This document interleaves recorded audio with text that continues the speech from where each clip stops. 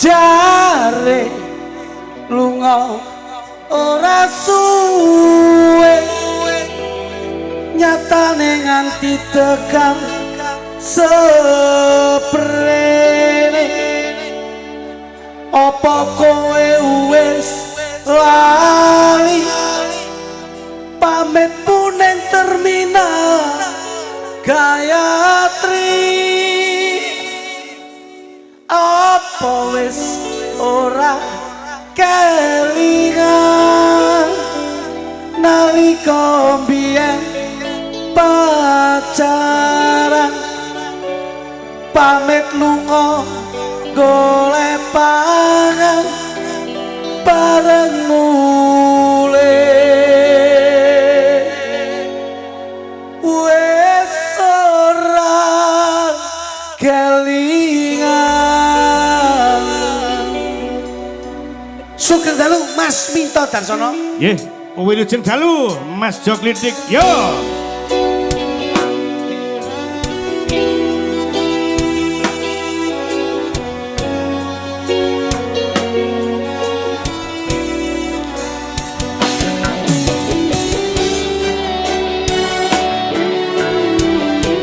Dalu matur nuwun.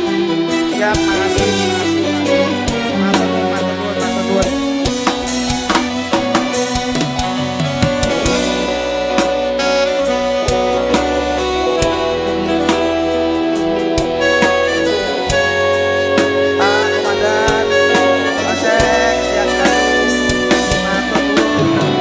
Bapak Sugeng Dalu, selamat malam. Mas Guntur Wahono, terima kasih. Siap Mas. Bapak, terima kasih. Mas, matur nuwun. Tak kamu tak tunggu ning terminal Gayatri. Tulung aku biyen kuwi sing dadi seksi. Yen tresnamu lan tresnaku bisa nyawiji nganti sprene kowe durung tak beli kowe lunga tak gandeng tanganmu sing kiwa kaya ora bisa madoke tresna yen tresnamu ning jero dodo nganti sprene ra ono sing liya. Assalamualaikum warahmatullahi wabarakatuh. Sehat selalu untuk Bapak Tri, terima kasih. Keluarga besar PDI luar biasa.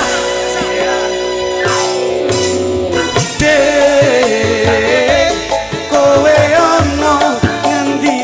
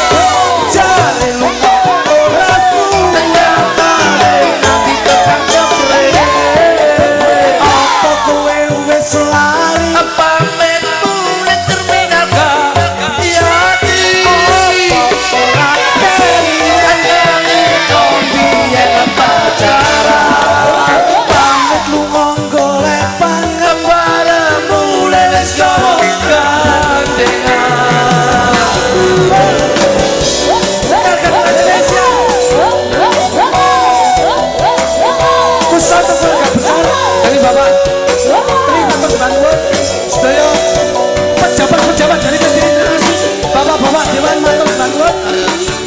Mas Minto Darsono spesial terminal Gayatri. Iya, terima kasih Mas Gujo. Kamu tak tunggu neng terminal Gayatri. Aku biyen kuwi sing seksi yen tresnamu lan tresnaku bisa nyawiji nganti sprene kowe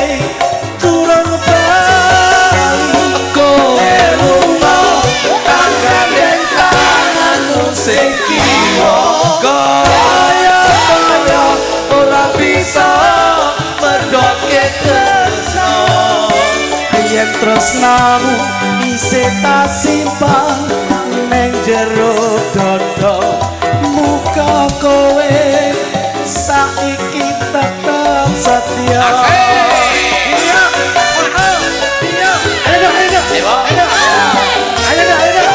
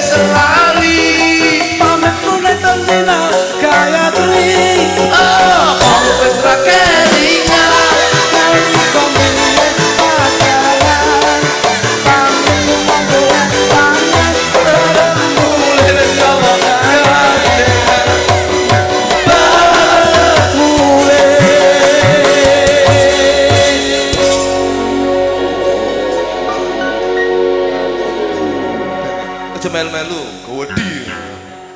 Pengen angin Pak. Ya ben. Tak kira lindu. Jebule sing teko malah diwani gluduk. Wes ora kelingan.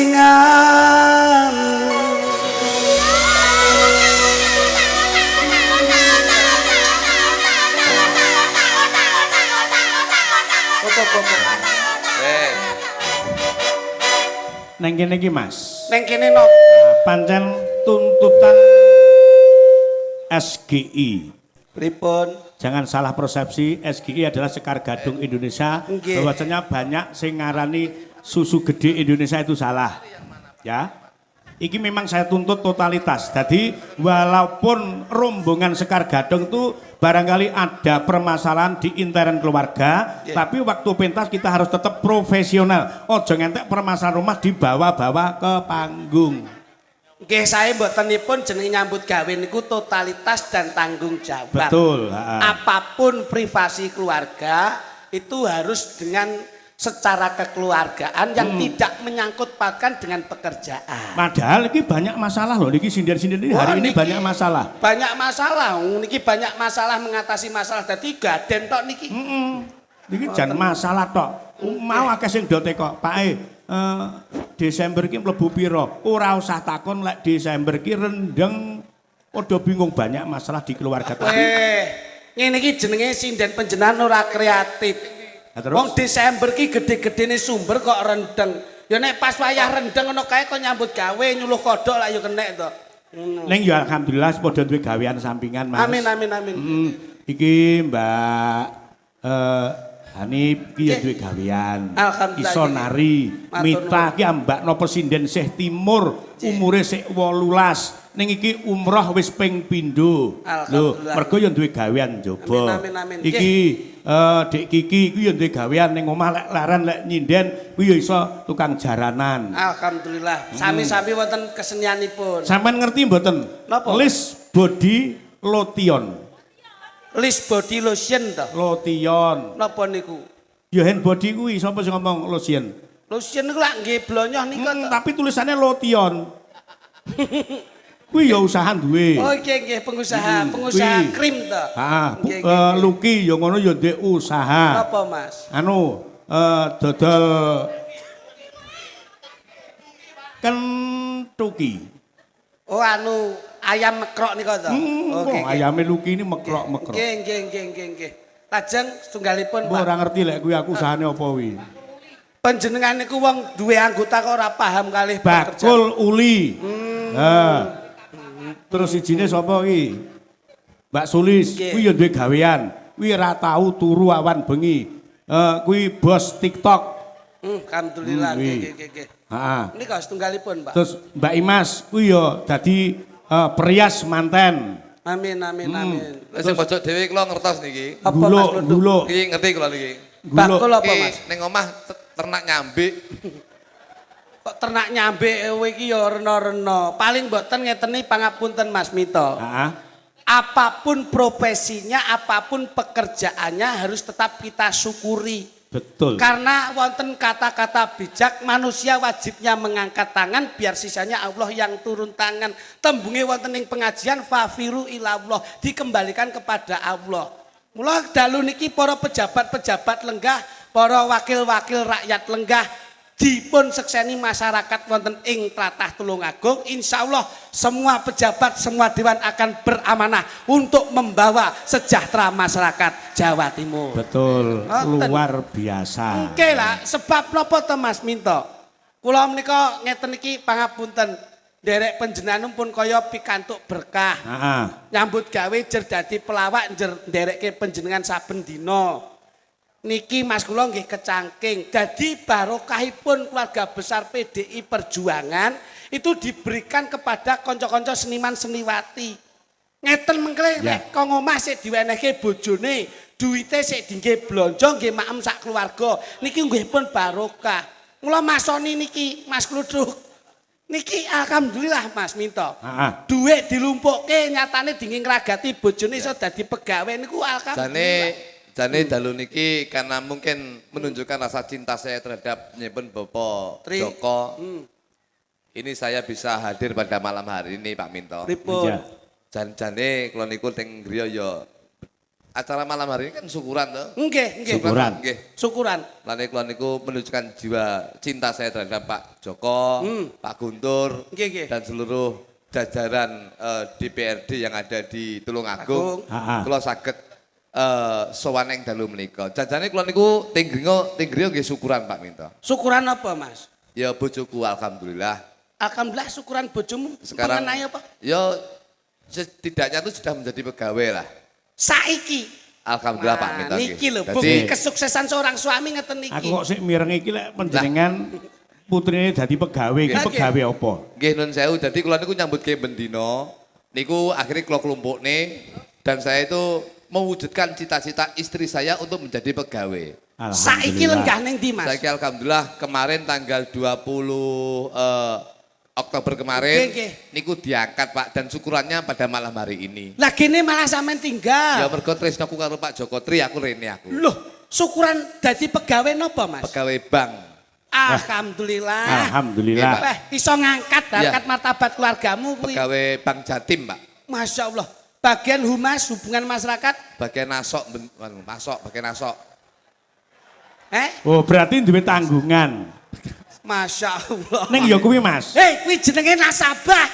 Kuwi jenenge bojomu ndek utang terus asok ning Bank Jatim. Tapi kan setidaknya benulan sapa bank kan ya pegawai. Sapa ki nek nyambut gawe njur entuk lah kuwi setor kok. Mangsane ra nggen jebles ya. Mulane to, Mas. Nggih. Wong ki urip ning donya ki anane kan mung loro. Nggih. Padang, peteng, nah, bungah, susah, lara waras. Wong ki aja susah.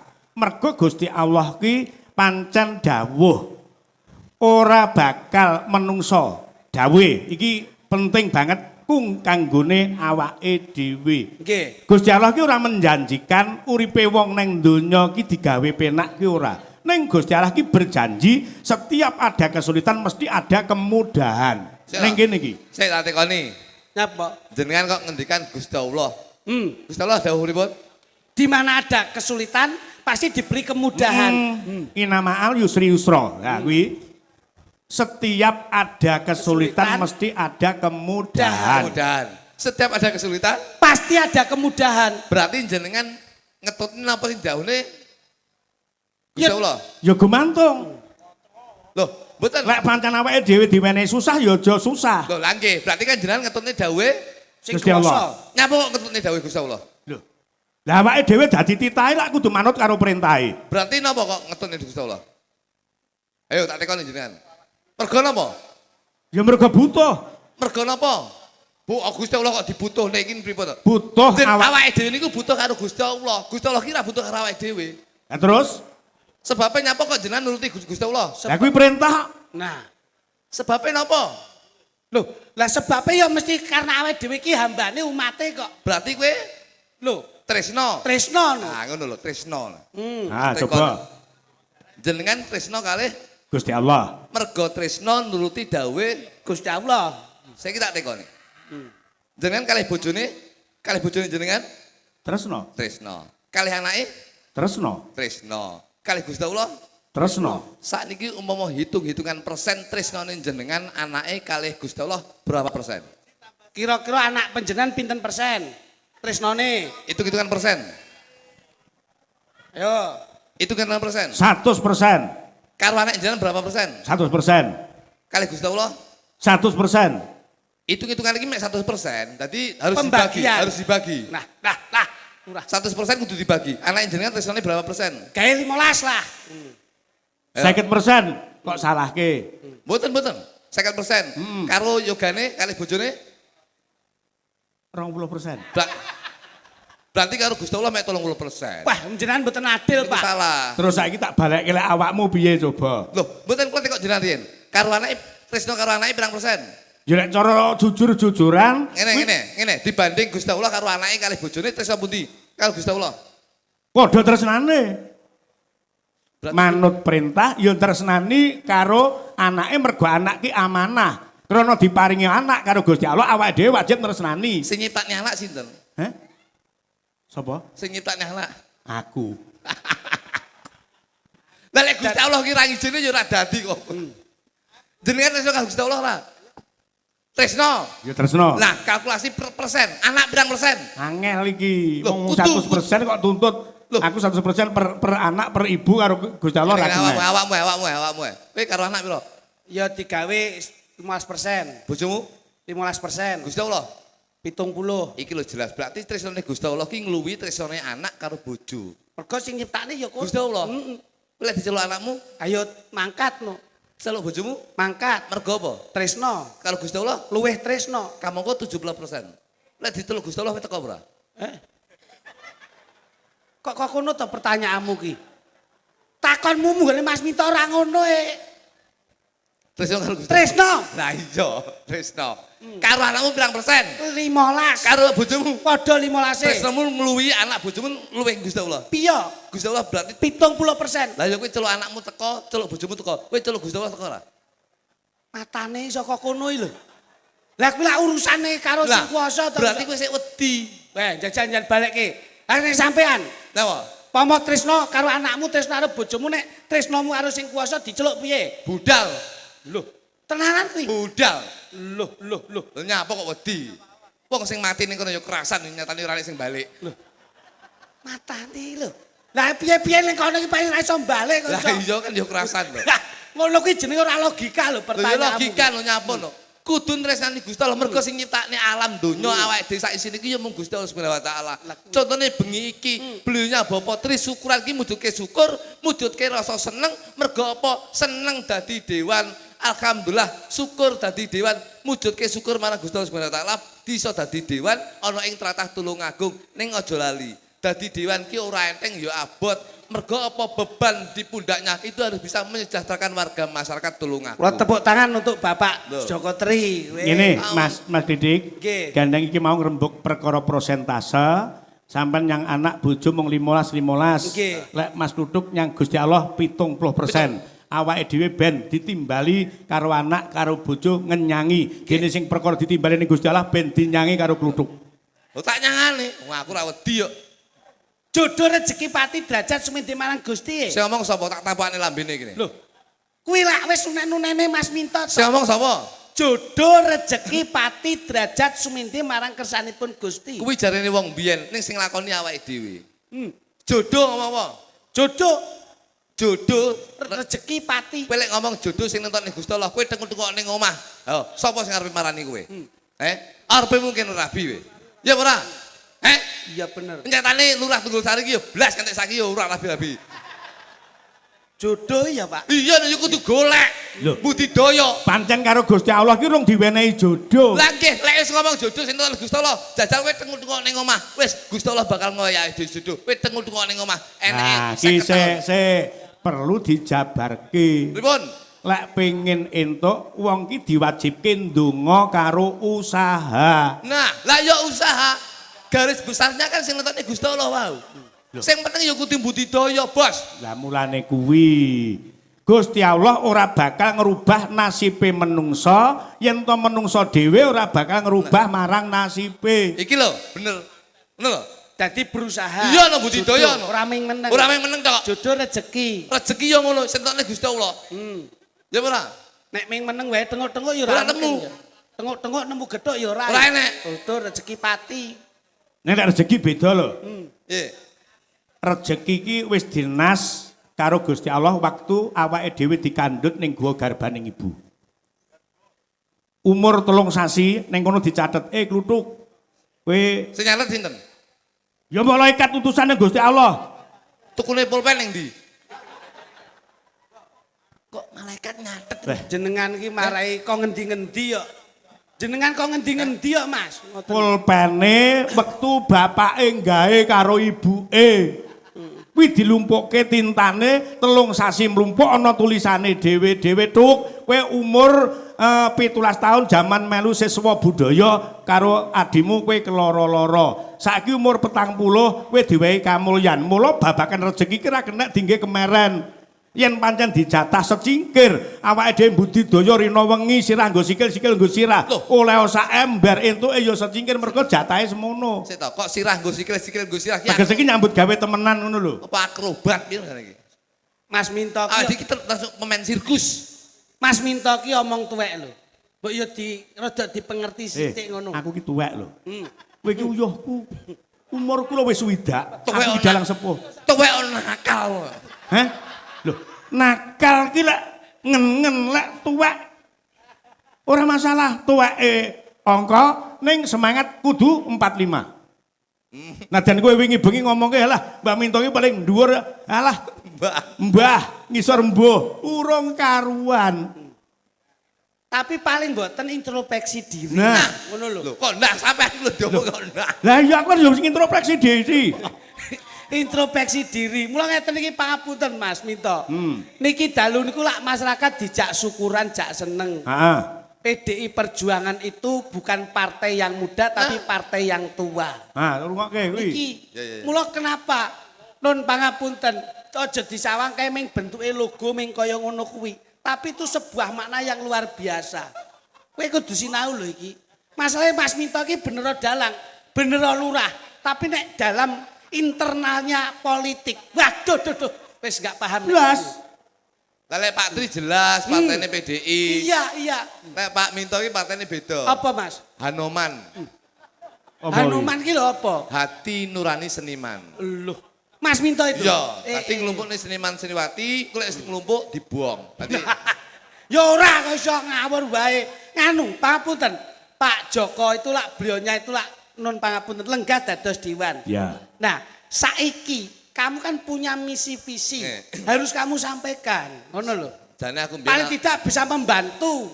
Jane aku mbiyen arepe dadi DPR provinsi jane mbiyen. Loh. Sangkatan karo Pak Guntur. Ngawur rek. Mas Guntur Wahana lenggah nunggu DPR provinsi lho. Cuman karena apa ya nun sewu. Program saya dipakai Pak Guntur akhirnya aku kalah aku akhirnya. Program apa meneh rupamu kaya jeding no kok iso. Lho Pak Guntur ki mbiyen zaman kampanye ki ngumpuk to angger wayang teko ngono omong-omongan karo aku ngobrol. Sharing karo aku. Ternyata program saya dipakai Pak Guntur di kampanye akhirnya aku kalah, Pak Guntur menang. Loh. Ya tapi paling tidak tapi saya pada malam hari ini saya mempunyai program sendiri. Program piye? Ya nun sewu karena ini nun sewu Pak Guntur. Sin Pak. Mas. Mencalonkan sebagai dewan. Baik itu sebagai kepala desa itu yang paling utama figur. Salah. Duit. Figur piye? Paling penting iki ya duit kok figur piye bangsane. Figur api ora duwe duit ya bosok kuwi ya. Iki malah enek unen-unen ketek menek pager. Kadung duwe duit enek unen-unen ketek menek pager kok. Apa kuwi? Duit entek pangan kader ya akeh ra ngomong ya. Mangsane. Wis omong dhewe, omong dhewe. Ayo, Sampeyan kira tahu. kok figur piye iki? Figur.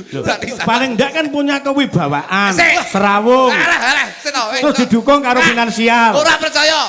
Izin, Bos. Wibawa kaya Izin. ngapa lho? Iki ora perkara senajan tok ora enek, iki tak ngomong lagi. Nggih, nggih. Jangan dipun ngomong sosok kunci Figur. Figur. Kewibawaan. Kewibawaan. Lek Pak Guntur, nun sewu, di wilayah Jawa Timur, mungkin yang mengenal hanya Kediri, Blitar, Tulungagung. Sesuai dapilnya. Tapi yang lainnya mungkin tidak mengenal. Izin, iki maaf, nun sewu. Figur iki. Izin iki, maaf. Pak Eko iki kondang ning Tulungagung. Nyatane nyalokne yo figuri kondang yo ora dadi. Ayo ora. Karena figur. Karena figur. Lho, kuwi. Duit yo enek. Nah, kuwi. Iku nyatane yo ora dadi. Sing penting iki kebijakan, Pak. Gila. Kebijakan piye coba? Programnya penting. Kebijakan. Kampanye menyampaikan aspirasi terhadap masyarakat itu kita harus jelas dan kita harus konsekuen apa yang kita sampaikan. Misi visinya itu Itu harus jelas. Sampai niki. Jadi figur itu ndak termasuk. Ora penting. Lah ya awakmu yo gah magang. Loh, diomongnya aku apa magang programku dicuri Pak Guntur. program C jajal bocorno programmu. Izin Pak Guntur. Jajali. Tapi saya insya Allah tahun 2000. Juga ada Pak Bulung sing saka pusat. Pak Gulung, izin Pak. Pak Gulung. Pak Pulung. Aduh, makasih Pak. Saya mau aku jadi apa pusat. Loh. Berarti 2029 ini besok saya akan ke pusat. Ora usah rono, sesuai sing jenengan dawuhku 2000 pira? 9. Wis ditimbali karo Gusti Allah. Ya ora mungkin wong KTP ku seumur hidup kok. Program kula Pak. Kalau saya nanti akan menjadi Dewan Provinsi, ini yang saya utamakan adalah kebutuhan pokok untuk masyarakat. Contohnya saiki Beras ki non sewu. Beras itu harus diprioritaskan. Loh, bener. Harga jangan dinaikkan tapi diturunkan. bahan pangan ki penting. Beras ki sing maune sekilo piro? Sekilo enek sing berapa? 15. 15.000. Iki kadang-kadang masyarakat sing non sewu. Kadang-kadang masyarakat Menengah sing ke bawah. penghasilannya kurang. Kuwi tuku beras ki mung cukup dipangan wong loro. Nggih. Sing beras ki maune regane 15.000. Sok ben nek kula dadi dewan, iku kula gawe 2.500 sekilo. Beras ki ya? Beras. 2.500. Iya tak kira 2.500. Ben iso tuku akeh, ben mangane wareg. Loh, gula ki ya kebutuhan. Gula ki maune sekilo piro? 8.500. 8.500, kuwi tak gawe 1.500. Kowe kira tau tuku gula kowe? Sing tuku bojoku. Gula ya. Gula 11.000. 11.000 kula gawe 1.500, Pak. Mergo terus? wong lanang ki nyambut gawe arepe budal kerja. Iki mesti wong wedok gakne kopi. Yen pahit mesti dipaido, yen legi dilem. Dadi gula iki aja didelok gulane. Gula itu untuk menjaga keharmonisan dalam rumah tangga. Regane beras regane 15 mbok gawe 2.500, gula 11.000 mbok gawe Tak gawe 1.500. 1.500. Endok, Mas. Endok ki sing sekilo 20.000, kuwi tak gawe 1.100. Endok ki? Iya no. Endok ki protein hewani itu penting bagi anak-anak. Lah nek mbok regane mbok dokne nek nganti kentan endok piye? Loh, nggih endokmu lho. Endok iki kudu digawe murah. Mergo ben anak-anak generasi bangsa iki makmi endok protein hewani harus dijaga Gizi. biar anak-anak Indonesia tidak terkena stunting. Kuwi visi misimu, programmu kaya ngono kuwi. Nggih no. Lah, Beras. Apa nih? terus Regane pangapunten. Regane Lombok. Lombok piro? Lombok ki saiki 40. 40. Iki tak gawe 3.500. Lombok ki. Iya. Wah, lah kuwi petanine ra ya susah kuwi. Harga petani ki yo didukne, rega ning pasar yo didukne. Loh, Dadi balance. Dadi regane mbok gawe 2.500 Iya. beras, 1.500 gula, Iya. endok 1.100, Iya. Lombok mbok gawe 3.500. 3.500. Lah nek uyah micin, Uyah piro sadah? uyah sadah ya 5.000. Kuwi tak gawe 50.000. Loh. Uyah kok malah mbok larangke Yo ngopo? dienggo nambeli ndok gula Lombok malah kuwi.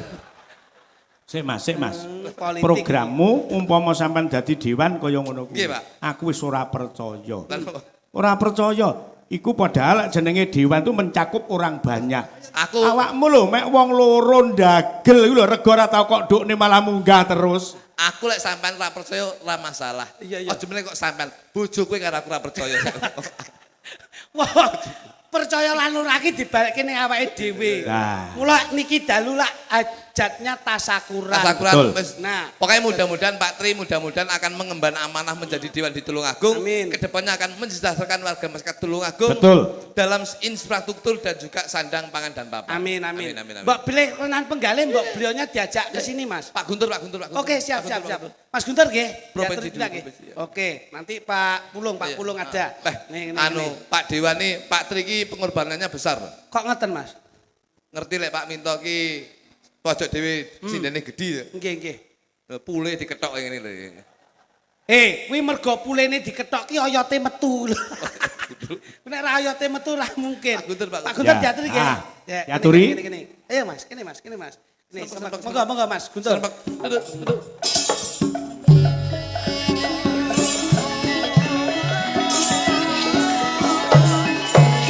Sareng Pak Pulung.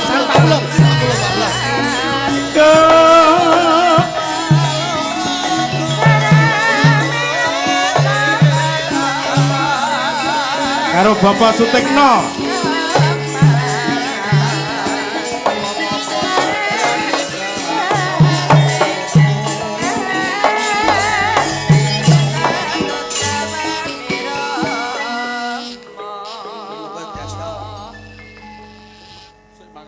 Panjenengane dewan munggah panggung ya nyamuk iki kan. Ya menikmati. Menikmati ki wibawa figur. Ngono. Nggih, Pak. Aku dek iki pangapunten Mas Minto. Kula dek wingi Mas Guntur lak teng Gene Gor niku lak ngawontenaken festival tayub sekabupaten. Bar ketemu kalih panjenengane kula langsung bengi niku ngimpi, Pak. Ngimpi. Jam 12 ngimpi. Ngimpi piye? Kaya Mas Guntur niku rawuh. Terus tenganding kula ngeten, letik turu kok ora klamben. Ayo klamben. Mboten gadah klambi, Pak. Jaketan. Ben ora kademen. Terus kula kelingan. Pak Guntur niku koyo nyepot jaket rupane ireng ngoten to. Terus diwehke kula, Pak. Koyo kula iki koyo terus Jam piro kuwi? ki jam 12, Mas. Jam 1 ngimpeni aku. Piye, Mas? Aku tak turu to. Duk. Tak delok kok awakmu ora nggih jam. Iya. Alamat iki. Alamat. Jam piro nek ngimpi wis jam piro? Jam setunggal, Pak. Jam siji. Wis ngene, Duk, aku ora nggih jam. Nyoh, iki lho, jamku kene. Lah, impen ki diperang dadi telu. Dan ngimpi Titioni. ngimpi napa? Titioni gondonyane puspa tajem. Nggih. Puspa tajem diperang dadi papat. Nggih. Kacokrabawa, Nggih. Kasudarsono, Nggih. Kawarsita, Nggih. Kaduradase. Nggih. Lek impenmu jam 2 jam 1 kuwi bukan termasuk impen sing bagus. Dan ngimpi jam pinten? Aku ndak ngimpi. Yo ora ngimpi ora turu ya malah. Dek turu ora, monggo, Mas. Derek panjenengan, Mas. Matur sembah nuwun Pak Guntur. dalu niki kita sami nderek mangayu bagya Nggih, Pak. anggenipun Pak Joko Sukotri. Pak Joko Tri ngawontenaken tasakuran dipun rawuhi langsung panipun Bapak Pulung Agustanto keluarga Tepuk tangan untuk Bapak Pulung. Kocok Dewan Kabupaten Tulungagung. Nggih. Lah nggih. Muga-muga kabeh sing rawuh niki lek sedo dadi dewan Lestari Widodo Amin, 2029 dadi malih. Ngoten Amin, nggih? amin, amin. Sampeyan ngerti tugas dewan iki? Tugasipun nggih Menyampaikan aspirasi masyarakat ke pusat, ngoten. Nah, tugas dewan iki kon komunikasi, Mas. Nggih, nggih. Teko muni ngasih. Teko, Muni ngasih. pripun niku maksudnya? ya tembunge Jawa ki Teko niku teng muni pundi? ninggali. Teko niku teng pundi? Teko ki lek diundang rawuh. Lek dibutuhne masyarakat teko. Ndang cacek. Iya. Berarti teko niku. Teko. Muni. Muni ki menyampaikan Nggih. program-program dari pemerintah yang bisa diakses oleh masyarakat. Ngasih. Ngasih saran, ngasih jalan keluar. Kesulitan-kesulitan masyarakat dicarikan jalan keluar. Solusi. Termasuk aspirasi harus bisa direalisasikan. Itulah tugas anggota dewan baik kabupaten, provinsi maupun pusat. Tepuk tangan untuk kita semua. Ya, luar biasa. Dadi Berarti napa wau? Teko. teko Muni, terus ngasih. ninggali. Nah, komunikasi. Tapi ora enek jaket karo jam ora enek, ndak masuk niku. terus nggih. Enggak masuk. Gak, berarti gak kae. Enggak lolos sampeyan. Ora lolos duwene yo mek iki tok mbok jaluk. Dalu niki pumpung menika Pak Pulung rawuh. Siap. Ben suasana itu semarak. Pak Pulung tuh anggota Pusat. DPR pusat. DPR RI pusat yang dulu berangkat dari Blitar, Tulungagung, Trenggalek. Nggih. Nika. Monggo Kediri nggih. Oh iya, Kediri kok galak. Kleru. Kediri, Blitar, karo Tulungagung. Kleru. Nyapa Mas? Dewan itu juga manusia. Ora masalah. Ya tribu ya. Siap. Mohon izin Pak Pulung, mohon izin. Turut. Tidak wonten pawen aku. Kene. Monggo Pak Pulung ngaturan minggah wonten pepagungan.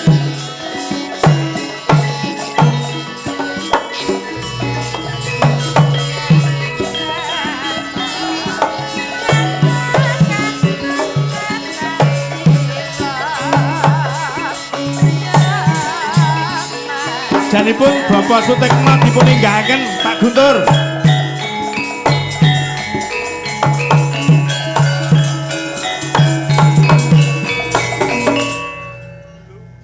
Monggo Pak Pulung, mohon izin. Kula ken napa niki sakniki? Lah, ini sudah momennya momen bahagia. Hiburan. Momen hiburan. Dados mboten wonten Kula tak nyanyi mawon nggih. Ah, Nggih. Ngene iki lho. Penak. Lah, ya enggak terlalu banyak bahasa toh. Langsung kok tak nyanyi kaya ning Rom no Berarti model. Lah mboten saged salipun nak kula jenengan ngoten niki mboten saged. bener dawuhe Pak Guntur. Pripun? Teko Muni ngasih. iki lek Pak Pulung iki beda. Pripun? Teko muni nyanyi. Wis ngono. Tambah sitok. Apa, Pak? Nyawer. Niki lho Pak. Wah, janis Mas Guntur wis. Lah ngene iki aku ora yo isin nek carane iki. Aku ya dadi dewan ya wis ngono. Mas piro to jumlah iki? Lho sewu izin. Jo, Pripun? kita harus melihat Lek 10-an kan mek piro to iki? Niki wis Jo, bagi. iki izin Pak Pulung, izin Siap, Pak siap. Pulung. Mboten Jadi ini bukan grade, Ya. tapi tingkatan maaf. Ya. Kalau Pak Pulung ini tak delok iki soalnya sami-sami kula niku janjane. Nggih. Janjane nggih seniman kados jenengan. Alhamdulillah. Senang menipu teman. ya tidak lah. Boten Tidak, kok. tidak. Boten kok. Tidak. Oh niki penjan mau berbagi kebahagiaan kok. Pak Pulung ngersake napa? Pak Guntur kok mek omong tok ya ora enek. Uruk, engko keri aku. Aku isi karo Pak Camat iki. Tak Ajur. Iki kok nek bocah omong lali kok. iki mau sik Wau niku foto kalih kula. Iya. Foto kalih kula tetep majani tetep beda nak DPR RI ngaten. Insyaallah Lek aku sak ndure kuwi jenenge kelatuk wani. bener. Nek Pak Pulung nyatusan, nek Pak Guntur ki provinsi nyeketan. Lah engko DPRD iki 20-an biasane ngono. Mangsamu adekan becek napa? Kula tak nyanyi riyen. Siap. Oke. Lagunya sudah, Pak. Sampun. Oke. Apa, Mas? Mugi-mugi panjenengan pitados danten. Nika lagu saking sapa to, Kek? Mas Didi Kempot. Didi Kempot. Siap. Mugi-mugi. Angel, dadi pejabat angel. Siap. Kote Anu izin Pak Pulung, kalau suket lagi teman-teman dari Sekar Gadung niki dereng saged menika dipun gantos suket gajah dipun, suket gajah. Ki tembang. Pak Pulung mohon izin. Nggih. Awal-awal. Wong salah coba panjenengan. Wong salah Asik. ora gelem ngaku salah. Mas yo DPR RI yo saingan karo jenengan nggih wani kula. Tapi ampun dagel, kok sama dagel aku ora payu Pak Pulung. Sik to, iki kok nek Pak Pulung nyanyi Pak Guntur lali engko. Lah aku lho wis bisik-bisik ijol duwe anu 20-an Suwe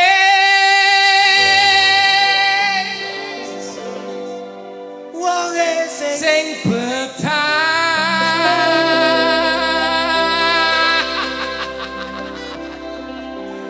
tak wangi. Lek wis nyangon iki bebas arepe guyon ora masalah. Ora masalah. Sing ngurung wis mek amplope gorene neh.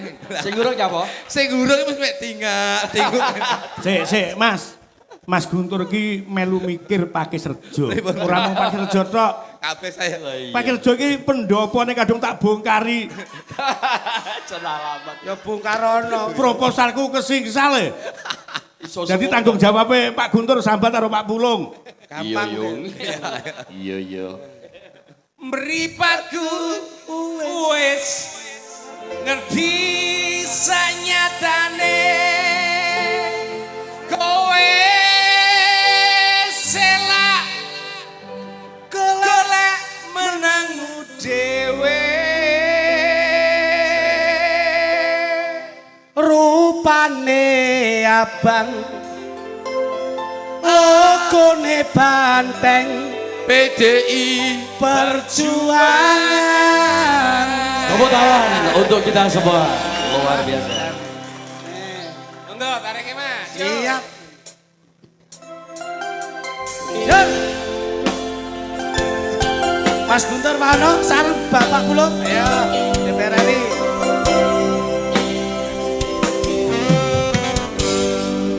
Aku tak sing ngalah. Trimo mundur timbang loro ati. Tak oya wong kowe wis lali ora bakal bali. Paribasan awak urip kari balung liya talakoni jebule janjimu jebule sumpahmu ra bisa digugu sehingga kamu salah ora gelem ngaku salah suwe-suwe sapa wonge sing betah mripatku wis terus nyatane kowe golek malah dhewe tak tandur pari jepeng jukule mati suka teki Sekar Gadung Indonesia.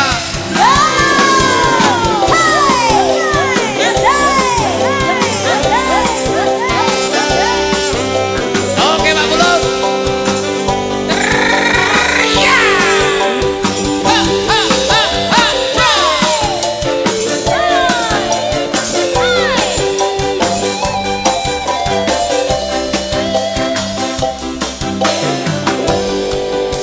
Paribasan awak urip kari balung liya talakoni jebule janjimu jebule sumpahmu ra bisa digugu wong salah ora gelem suwe-suwe sapa wonge sing betah mripatku wis bisa nyatane kowe celah golek bener dhewe tandur pari jebul jukule malah suka teki tandur pari jebul jukule malah suka teki. Luar biasa. Ji sampun matur sembah kula. Pak Pulung, makasih Pak Pulung. Terima kasih sembah nuwun Jumate Pak Pulung, ditoke, nggih ya, Pak ya. Guntur anggenipun Iya, sampun Dit. derek berpartisipasi. Amin, amin. Sembah nuwun Nggih, Minto. nggih Bapak monggo. Pak Pulung, sukses selalu. Amin. Nggih, Mudah-mudahan nggih monggo-monggo nderekaken. Tahun ngarep nanggap melih nggih. Siap Pak Bulung. Ingkang saking Blitar Kali Pak taksih Joko Pak ini. Kuat kalian Pak sampun mundur nggih. Kamu kundur. Nggih. tepuk tangan kagem Mas Pulung, Mas Guntur, luar biasa. Matur nuwun, matur Ya, nuwun. terima kasih. Beliau berdua sampun menyumbangkan lagu. Alhamdulillah. Jan, suwantenipun Mas Pulung jan kaya Tommy Jetisa. Kaya Tommy. Monggo, ndereke Mas Pulung, ndereke. Sugeng tindak ndereke. Alhamdulillah. Dalam Pak. Napa ta Pak Guntur iki? Pak Guntur iki lho. Bapak ben tindak lho. Apa ta Pak Guntur? Pak Guntur napa Pak Guntur? Pak Guntur.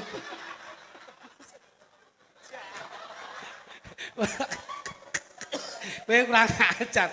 Mas, muni Mas, kula pendhetke Mas. Beh, jan Mas lutung, Mas, mboten sae. Nggih, sembah nuwun. Pak Pulung, Pak Guntur ingkang sampun nderek ngregengaken kawontenanipun pagelaran dalu niki. Niki diskriminasi, Mas. Iya. Mulai jare sinden yoga tinggali dagelan kok lali piye. Mangsane papunten wong kula Kula niku Pak Guntur kaya emas dadi guyon kula ngeten iki. Jan. Nah, tanjake Mas sindene. Derek. Yo. Ya kene to. Kaya ngapa? Iki Sinten Pak Minto? ana pundutan gending sing wajib diaturke. Siap. Geng dalu Mak Cange kepareng kula badhe nyumbang lelagon podang kuning Kusuma Wijaya matur suwun Mak Cange saking kula Genduk Eka Alivia. Nah, iki ana sing kepareng nyumbang tembang. Oh, ya monggo. Ini generasi napa seniman muda Ya, pelestari budaya. Yuk, kaya ngapa? Genduk Eka Alivia munggah ana panggung. Yuk, dados. Duduk.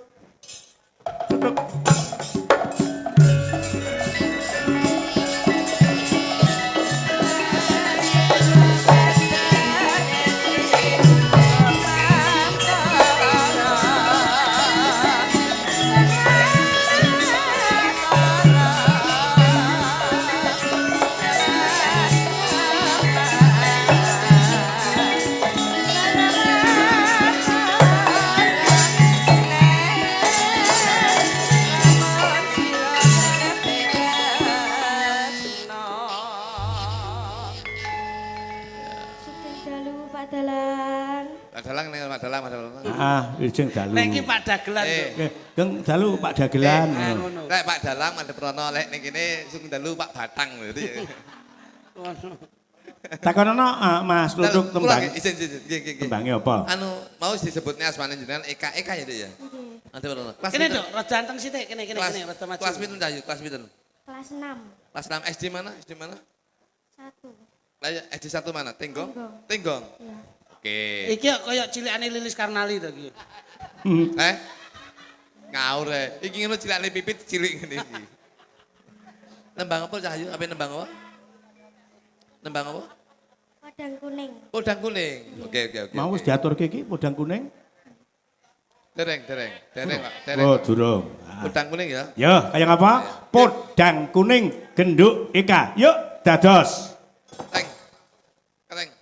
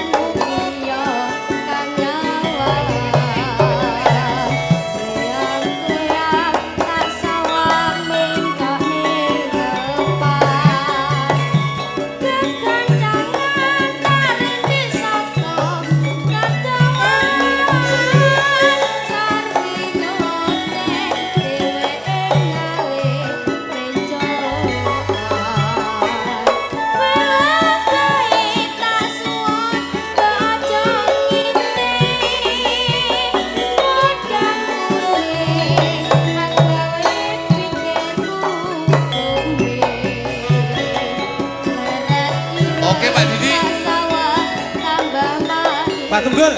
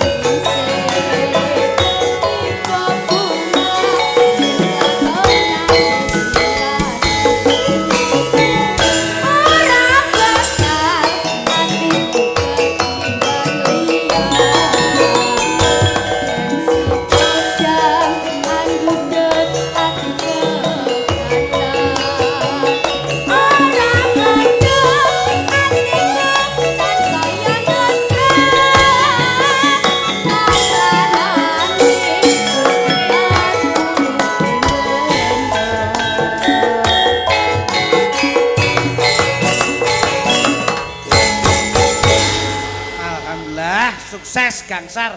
Muga-muga sok iso gayuh apa sing didadekke kekudangane Piyai Sepuh sakarone ya, Nduk. Nih, muga-muga sampe dadi sinden kondang ya, Nduk ya. Amin. Wis, pokoke Om Klitik ora iso kene nemoni kae. Asistene Om Klitik kae. Nah, kae. Kae kena. Kene le. Suwi ne rambut iki jan. Tuh. Wal kok diwan kok. Ngene. Yes, makasih. Yo, wis kono balekno ning adahne ngono. Dompetku iki. Wis balekno tas. Mosok enek nyangoni titip. Lah, piye to? Wong kabeh iki wis diatur kok iso ngono. Nggih, matur sembah nuwun. Menika nyuwun wedha sawetawis. Menika wonten adicara napa kupat luar. Kedap mon. Pak Joko Tri kalian ingkang keluarga ingkang dipun paring kapitayan dipun aturi tindak wonten panggung nggih. Nggih. Monggo Mas Joko Tri katuran minggah dateng panggung. Yo, tutuk. Foto.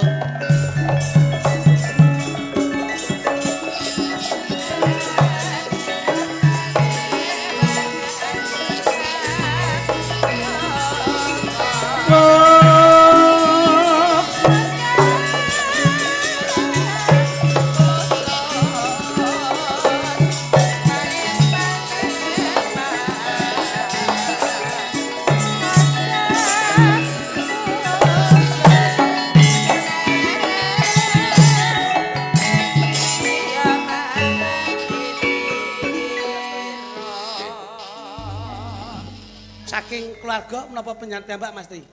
Oke, siap. Mas Minto ingkang nggih, kula sing nekseni. ngajataken. Nah, pun. Nggih. Nadaripun kersane paring dawuh piyambak, Mas. Ingkang dipun gayuh menapa, Mas? Nadaripun. Nggih, wayangan menika sarana kagem nggih. Nuruti panyuwunipun Bapak. Oh, nggih. Bapak Suwargi, Bapak Suradi. Nggih, swarga langgeng, Pak. Dilaksanakan kirang 12 hari. Nggih. Nggih sampun dipundhut rumiyin. Swarga langgeng, Bapak, swarga langgeng. Mugi-mugi tinampi sedaya ngamal jariyahipun dipunaken umatipun Gusti Mas Tri. Nggih, mugi nadar menika saged dipun luwari ingkang pungkasanipun wonten-wonten danyang nagih utang wali nagih janji luar dinten niki. Monggo. Mas Minto panjenengan doani kedamon Mas Minto. Nggih. Mugi-mugi nyuwun paseksen menika sampun dipun luwari wontenipun wiradatan kupat luar. Mugi-mugi menapa ingkang dados hajatipun menika luar dalu niki sedaya dipun paringi rancak lancar slamet donya ngakir. Matur suwun, monggo. Bismillahirrahmanirrahim.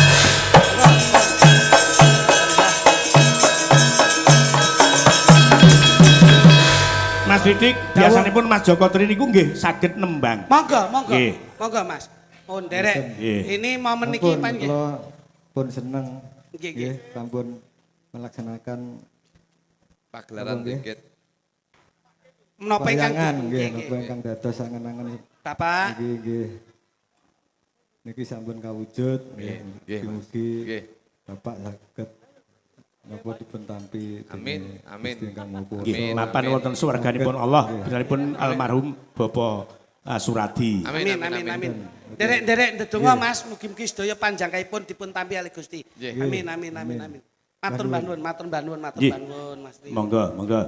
Nggih, kalajeng Mas Didik monggo tembangipun kula pasrahke teng panjenengan duet kalih Pesinden Sekar Gadung. Ya, Pun digaweke sing penak mawon. Yuk, Medun Ngawi. Kene. Lagunya lagu sing rada lawas wae, Nduk. Apa? Ayo mlebes wae. Oh, mlebes. Tali kotang. Tali koteng boleh. Ah. Tali kotang. Ya iki suwi. Jung. Mbak Kiki karo Mbak Lilis Karnali diaturi jumeneng. Yuk, kaya ngapa langsung dados. Elis.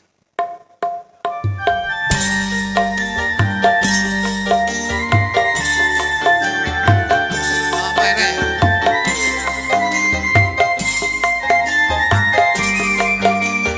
Ya, iki. Yot.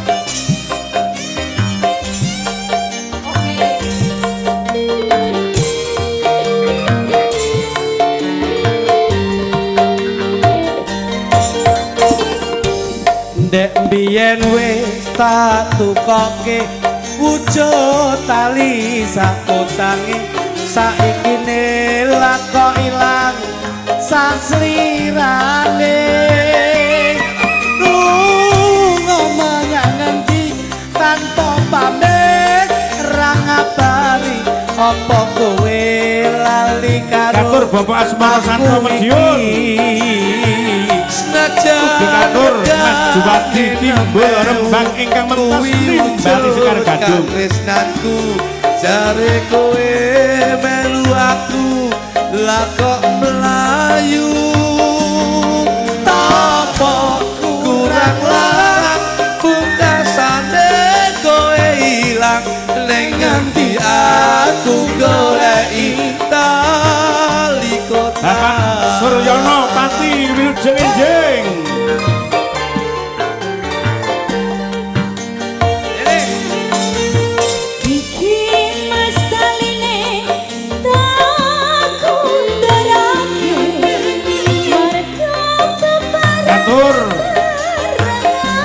Dewan Daerah Mas Dio, Mas Yuda Haji Sis, Mas Polidi, Mas Koko, Mas Irul, Mas Widodo Prasetyo, ugi Mas Rizal Abdullah. Mereka saking Pak Tris Panjerjo.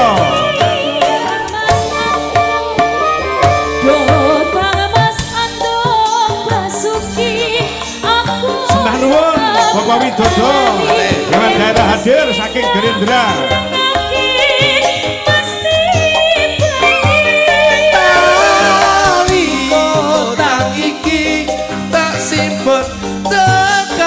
Pati tali kota saksi tresna bukan suci ya.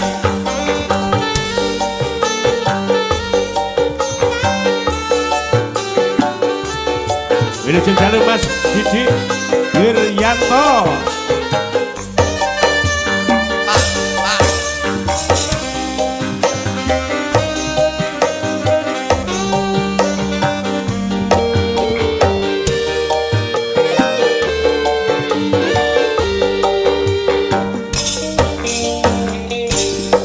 biyen wis tak tukoke wujud tali sakotake saiki lak kok ilang sak slirane manyangan tanpa pamit ra ngabari Mas Guntur Bimbing Wilujeng Dalu ugi Mas Doni Eswara senajan regane nemewu kuwi wujud katresnanku jare kowe melu aku lah kok melayu apa kurang larang pungkasane kowe ilang ning ngendi aku goleki tali kota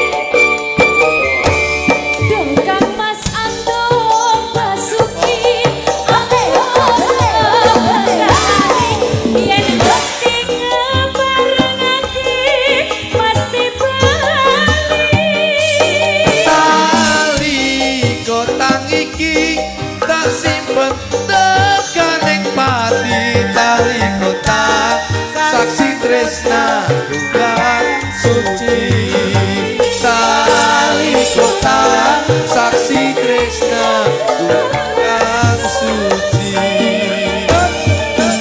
matur sembah nuwun matur mbah. Terima kasih. Nggih. Neng dipun suwun Mbak Kiki taksih jumeneng menika wonten pundutan saking Banteng Muda ing Desa Tinggong. Siap, siap. Ngersake tembange Grigis ben dibantu karo Mbak Anip uga Mbak Mita sekaligus dibantu karo Mbak Luki Naswa. Yuk, kayak apa? Langsung Mas Brigis, yo.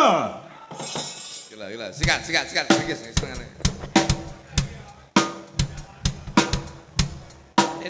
Iki lho bocah.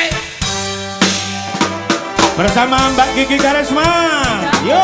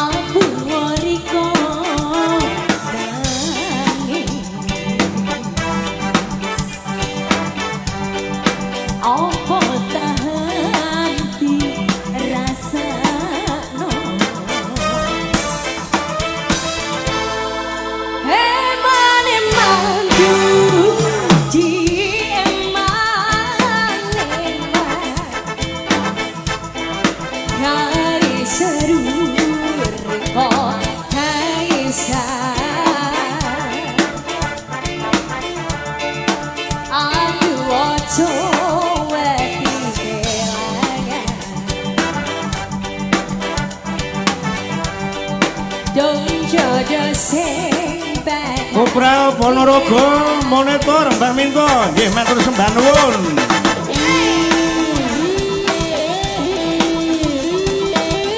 DJ Audio saking Latah Ponggok Wilujeng Dalu.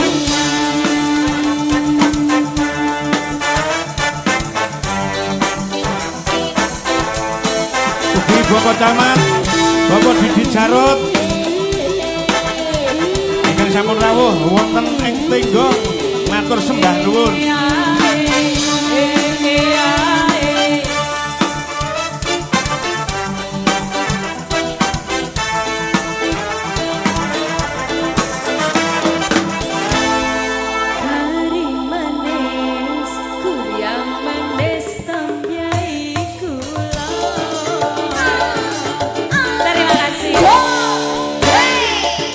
Wes yo wes, dori kopi.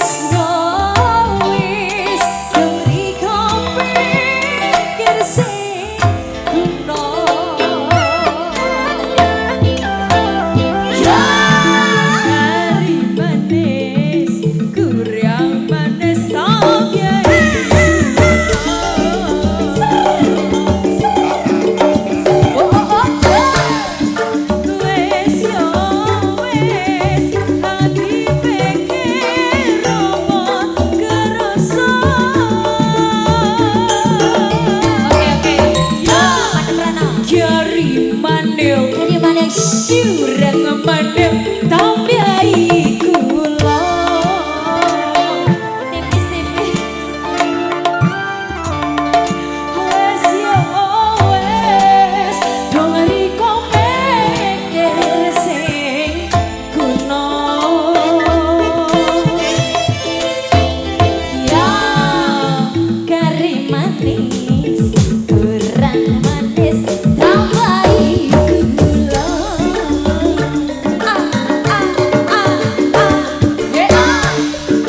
wes yo wes hang dipikir opo rasa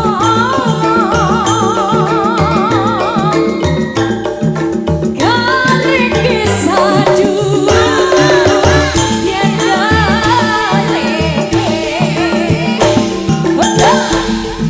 saya suwe terwujudke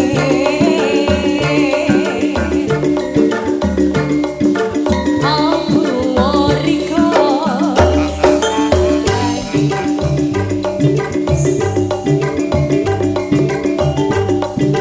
apa tahan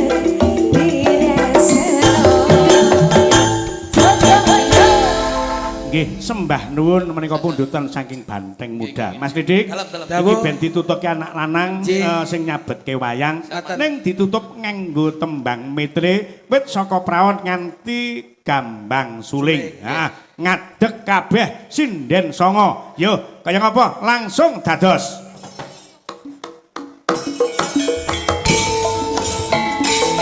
Denale.